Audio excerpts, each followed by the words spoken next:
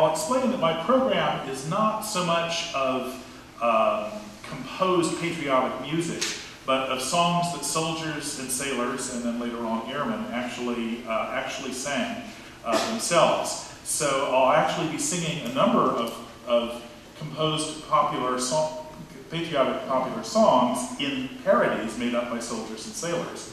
But I'm going to focus on that, songs that soldiers and sailors actually sang themselves, that we can document in 1587, and then got no relief the following year. Why? Because of the Spanish Armada, and any ship that could float and carry a gun was used then, so they didn't send other vessels to go see how they were doing in North America till a good while later.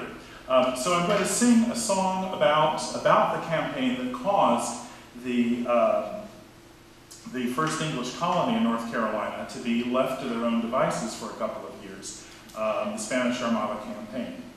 In 88 ere I was born, as I can well remember, in August was a fleet prepared the month before September.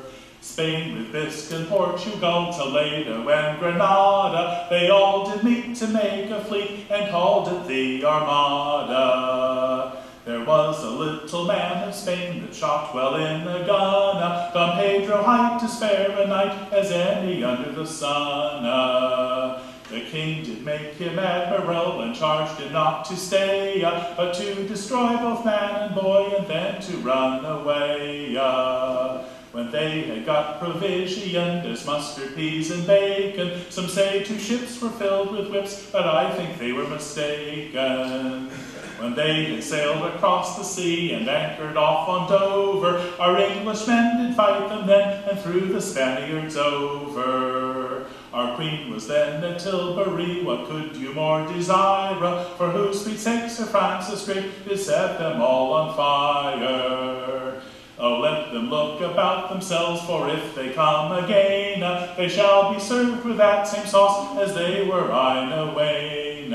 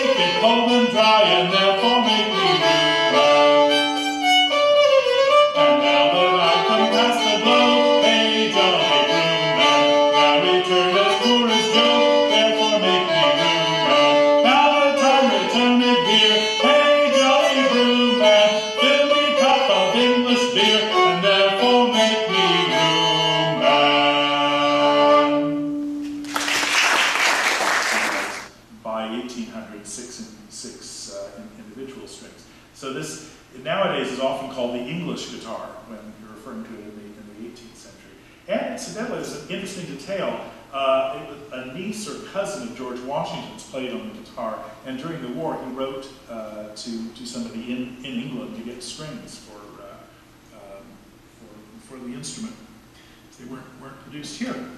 A gentleman's club dedicated to the triple pursuits of wine, women, and song. And yeah, nothing really military at all about that. And they hired singers who performed on the concert stage to perform for their club material unsuited for the ears of ladies. And didn't last very long, actually, because ladies started slipping in disguised as men or veiled, and then the performers started toning down their Rabelaisian material, and the whole thing fell apart. But they had a great song, also with many verses. I'm going to sing just the first and last verse, which had dozens, maybe hundreds of texts set to it, one of which we know very well because a long time later it rose to an exalted station. But here we'll have the first and last verses of the original version of To Anacreon in Heaven. To Anacreon in heaven, where he sat in full glee, a few sons of harmony sent a petition that he their inspirer and patron should be. When this answer arrived from the jolly old Grecian, voice, fiddle, and flute, no longer be mute. I'll give you my name and inspire ye to boot. And besides I'll instruct you like me to entwine the myrtle of Venus with Bacchus's vine. And besides I'll instruct you like me to entwine the myrtle of Venus with Bacchus's vine. Just before the battle, mother, I was drinking Mountain Dew, when I saw the rebels marching, to the rear I quickly flew, where the stragglers were hiding, thinking of their homes and wives. 'Twas not the rebs who feared your mother, but our own sweet precious lives. Farewell, mother, you may never see my name among the slain, but if I only can skedaddle, dear mother, I'll come home again. I hear the bugle sounding, mother, calling us unto the fray. I think I'll hide behind some cover, and then I shall be okay. Discretion's the better part of valor, or so I've often heard you say. And he who loves his life, dear mother, won't fight if he can run away. Farewell, mother, you may never see my name among the slain, but if I only can skedaddle, dear mother, I'll come home again. But on a summer day, chatting with my messmates, passing time away, lying in the shadow underneath the trees. Goodness, how delicious, eating goober peas. If you know it, feel free to sing along. Peas, peas, peas, peas, eating goober peas. Goodness, how delicious, eating goober peas. When a horseman passes, the soldiers have a rule to cry out at their loudest, "Mister, here's your mule!" But another pleasure enchantinger than these is wearing out your grinders, eating goober peas. Peas, peas, peas, peas, eating goober peas.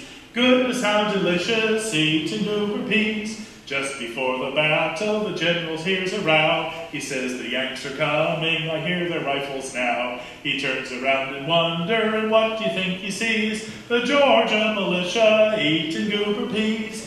Peas, peas, peas, peas, eating goober peas. Goodness, how delicious, eating goober peas. I think my song has lasted almost long enough. The subject's interesting, but rhymes are mighty rough.